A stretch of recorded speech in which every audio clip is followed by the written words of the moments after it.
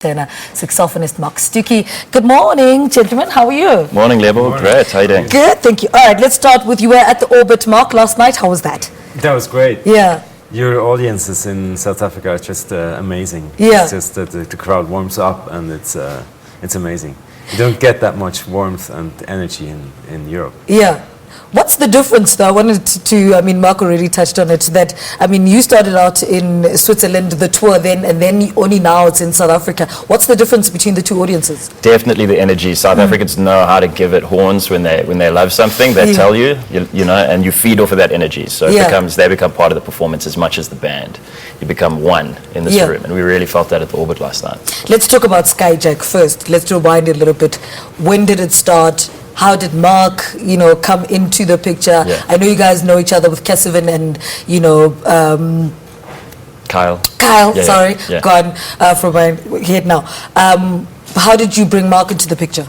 It was originally in 2012. Marc runs a fantastic festival in Bern called Jazz Werkstatt, and a lot of it runs similarly to the Grahamstown Arts Festival, where they have different groups come together, different artists come together to create collaborative projects. So Kesivan and myself were invited to play with Marc, and we brought Andreas Tschopp into the group with us. And the following year, I had an opportunity to bring some Swiss musicians down to South Africa, so it made sense to bring them because we had a natural synergy from the beginning. And we decided to bring Kyle Shepherd into it to make it this five-piece, really strong unit. Yeah. It's been great ever since. Marc, talk to us about that energy between the five of you and how they complement each other and it sort of translates on stage.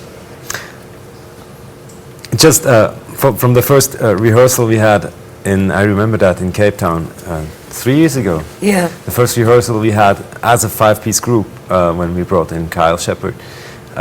It just felt like a band. Just from the first note, it felt like a band. It made like a click. Yeah. Almost made like a clicking sound. And Yeah. the band was there. So we decided to go on as a quintet. And that energy is just when we together. It's not only. I mean, you can talk about music, but that energy actually works also between you. It works between human beings, not between musicians. So we work so good together. Also as good friends, we became good friends. Yeah.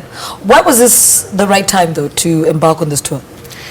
So last year we recorded an album in Switzerland at a beautiful little studio just outside of Zurich, where I believe Tenor recorded Golden Eye. Right. And Prince also recorded a few singles there, so it's got this incredible setup, amazing history, and some sort of magical energy inside that place. We recorded the CD there and finished producing it at the beginning of this year. So we wanted to launch it, and South Africa made sense because the band really started here in 2013. We wanted to launch the CD here again.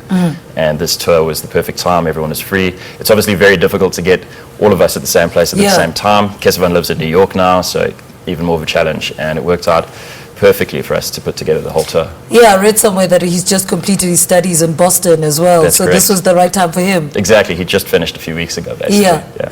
Marc, I mean, give us the rest of the tour as well. What are we looking at? I mean, I can imagine it was difficult deciding where to go and where not to go. Tell us a little bit about the rest of the tour. Well, I have to say a big thank you to Shane Cooper who put together that tour. Actually, I'm looking forward to go to the Eastern Cape. We play Johannesburg today again at the Orbit. People should definitely come out. It's crazy, crazy audience, crazy energy. Tomorrow we play a gig in Soweto, but Shane, you got to help me. I don't know where. Cape Town in Soweto. Yeah. Okay. Yeah. And the sound on the album, how would you describe the sound on the album?